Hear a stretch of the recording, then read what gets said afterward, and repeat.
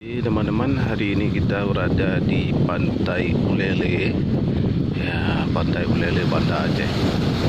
Dah suasana pagi di sini kami, ya, ya,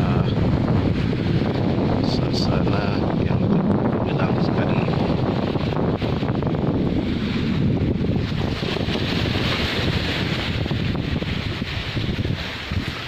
Pantai Ulele, ada kucing.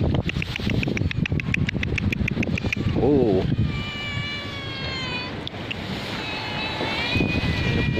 dong.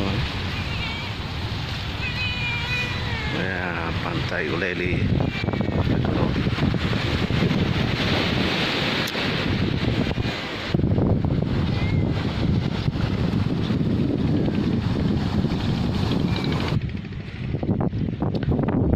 Pantai Ulele.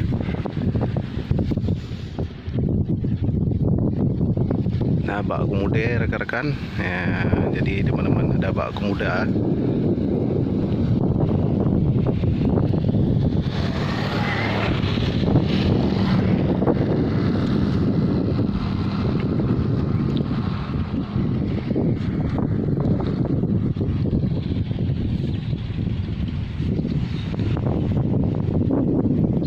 Ya teman-teman, hari ini kita melihat langsung kapal cepat Pulau Rondo, ya kan?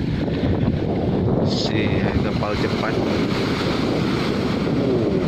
Aceh KMP Aceh Express. Ya, kita berada di Ulele, Banda Aceh. Aceh Express, ya, 20-30 menit ya sampai Pulau Rondo.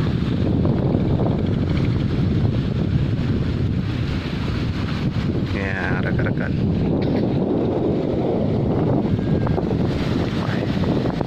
KMP hebat. Nah, sebentar lagi kita akan melihat KMP hebat.